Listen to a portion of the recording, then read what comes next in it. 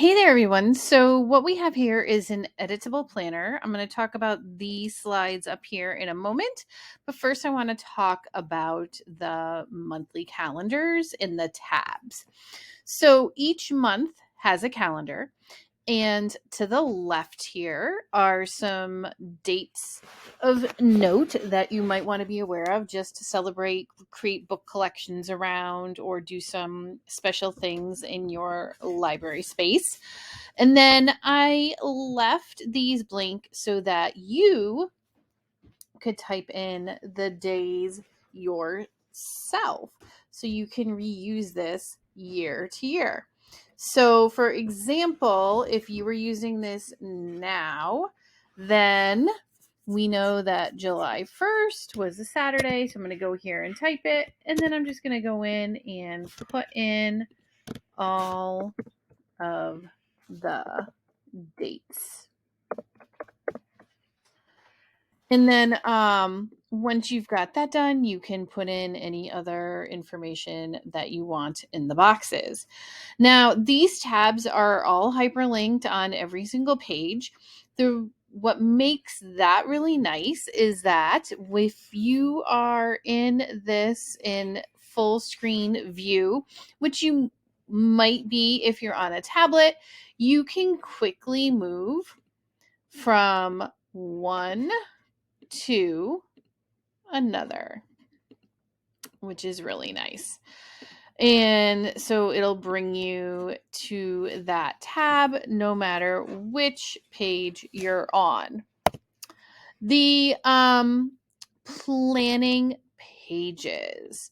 So these planning pages, there are 7 different templates. The way that they're set up is that up here you can type the dates. So let's say this is July 2nd. Well, it would really be the 3rd through the 7th if you were in school this week. So you can type that in there.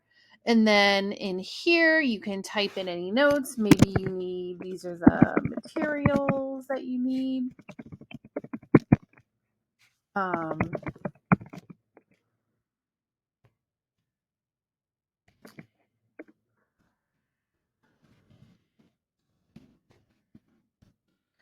And then maybe I used to also like using this to write myself special notes for any students. I would just like put their names in case I needed to remember to check in with them about something.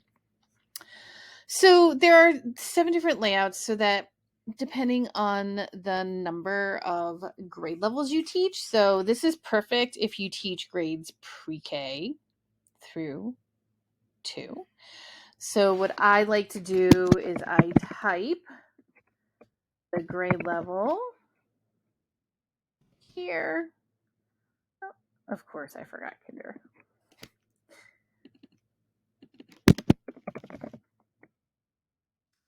And then in here, I would write what I'm going to be doing with them that week. So I typically write down like the book that I'm going to read. And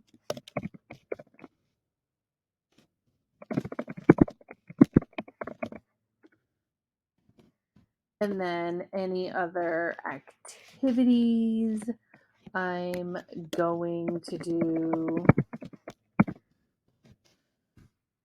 And then I would do that for each of them there. So the other thing that is really nice, I'm just going to get rid of this part real quick. And then the other notes.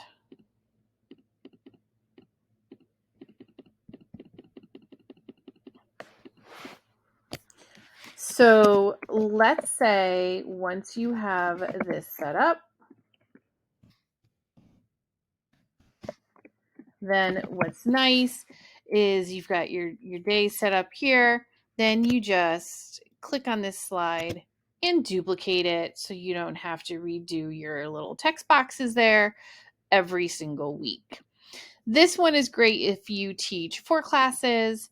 This one is great if you teach 5 grade levels. Sixth grade levels. This is also sixth grade levels, just a different option in layout. Another one for sixth grade levels with a different option in layout. If you teach seventh grade levels, and then if you had 8, like I did at one point when I taught grades pre-K through 6. Now, I would definitely set this up, and then I would type in my grades.